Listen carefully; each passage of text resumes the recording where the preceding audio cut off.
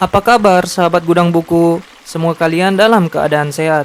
Pada video kali ini, saya akan masuk pada bagian ke-11 dari kisah Nabi Adam alaihissalam dengan judul Pengambilan Sumpah Anak Cucu Adam Sebelum Mereka Terlahir. Sebagian besar ulama berpegang pada pendapat yang menyatakan bahwa pengambilan janji terhadap anak-anak keturunan Adam bersandar pada hadis yang diriwayatkan oleh Imam Ahmad berikut ini. Hajjaj telah menceritakan kepada kami, Syu'bah telah menceritakan kepada kami dari Abu Imran Al-Jauni, dari Anas bin Malik, dari Nabi Shallallahu Alaihi Wasallam.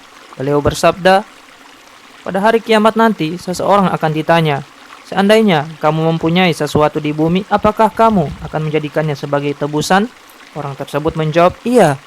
Allah berfirman, sesungguhnya aku menginginkan sesuatu yang ringan darimu. Aku telah mengambil perjanjian darimu ketika kamu masih berada di punggung Adam, itu agar kamu tidak menyekutukan aku dengan sesuatu apapun. Namun engkau menolaknya dan tetap saja mempersekutukan aku. Hadis riwayat Ahmad. Hadis ini juga diriwayatkan oleh Bukhari dan Muslim yang berasal dari hadis Syu'bah. Hadis tersebut berdasarkan firman Allah dalam Quran Surah Al-A'raf ayat 172.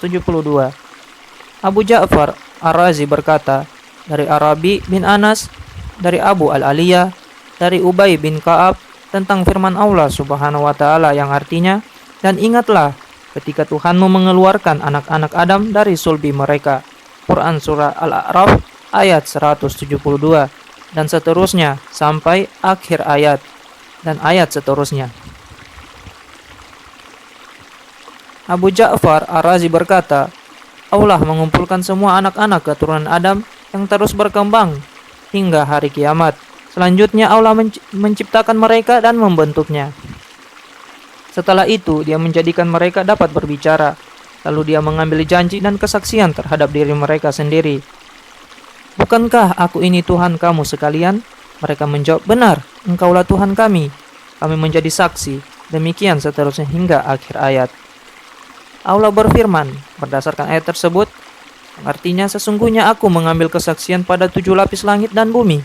Aku juga mengambil kesaksian bapak moyang kalian, yaitu Adam, terhadap diri kalian, agar pada hari kiamat nanti kalian tidak mengatakan, kami tidak tahu menahu tentang hal itu.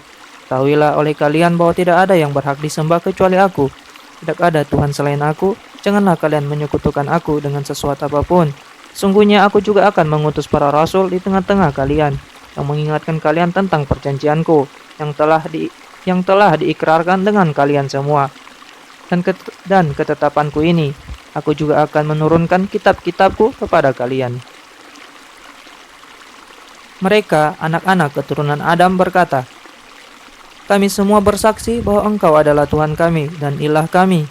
Tidak ada Tuhan lainnya bagi kami selain engkau. Tidak ada ilah lainnya bagi kami selain engkau. Pada hari itu mereka berikrar atau berjanji untuk menyatakan ketaatan mereka kepadanya. Setelah itu Allah memperlihatkan bapak moyang mereka Adam. Beliau memperhatikan anak-anak keturunannya itu dan melihat di antara mereka ada yang kaya dan miskin, ada yang bagus rupanya dan lain sebagainya. Adam kemudian berkata, ya Tuhanku, seandainya saja mereka diciptakan dalam keadaan yang sama. Allah berfirman, sesungguhnya aku lebih suka untuk disyukuri. Maksudnya, agar manusia selalu senantiasa bersyukur terhadap apa yang telah Allah berikan kepada mereka. Adam juga melihat di antara anak-anak keturunannya yang menjadi nabi. Mereka laksana pelita yang bersinar terang. Allah mengistimewakan mereka dengan adanya perjanjian khusus lainnya, yaitu berupa risalah dan kenabian. Inilah yang dimaksud oleh Allah Subhanahu wa Ta'ala di dalam firman-Nya. Dan ingatlah ketika kami mengambil perjanjian dari nabi-nabi dan dari kamu sendiri, dari Nuh, Ibrahim, Musa, dan Isa putra Maryam, dan kami telah mengambil dari mereka perjanjian yang teguh. Quran Surah Al-Ahzab ayat 7. Hal itu pula yang dimaksud oleh Allah di dalam firman-Nya, yang artinya, maka hadapkanlah wajahmu dengan lurus pada agama Allah. Tetaplah atas fitrah Allah yang telah menciptakan manusia menurut fitrah itu. Tidak ada perubahan pada fitrah ciptaan Allah. Quran Surah Ar-Rum ayat 30. Demikian pula disebutkan di dalam firman-Nya yang artinya Muhammad adalah seorang pemberi peringatan di antara pemberi-pemberi peringatan yang terdahulu. Quran Surah An-Najm ayat 56. Dan juga dalam firman-Nya yang artinya, dan kami tidak mendapati kebanyakan mereka memenuhi janji. Sesungguhnya kami mendapati kebanyakan mereka orang-orang yang fasik. Quran Surah Al-A'raf ayat 102. Allah Subhanahu wa Ta'ala telah memerintahkan para malaikat untuk bersujud kepada Adam.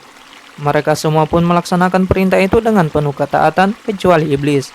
Ia menolaknya karena rasa dengki dan sikap permusuhannya kepada Adam. Maka Allah menjauhkannya dari hadirat ilahi dan mengusirnya dari surga. Kemudian dia berjanji akan menyesatkan anak keturunan Adam dari jalan Allah yang lurus sampai hari kiamat. Sebagaimana dalam firman Allah yang artinya, iblis menjawab, "Karena engkau telah menyesatkan aku, maka aku benar-benar akan menghalang-halangi mereka, yaitu anak cucu Adam dari jalan engkau yang lurus. Kemudian aku akan mendatangi mereka dari muka dan dari belakang, dari kanan dan dari kiri mereka. Engkau tidak akan mendapati kebanyakan mereka bersyukur." Quran Surah Al-A'raf ayat 16-17. Imam Ahmad berkata, Waki telah menceritakan kepada kami, Ya'la dan Muhammad, yaitu keduanya putra Ubaid. Mereka berkata,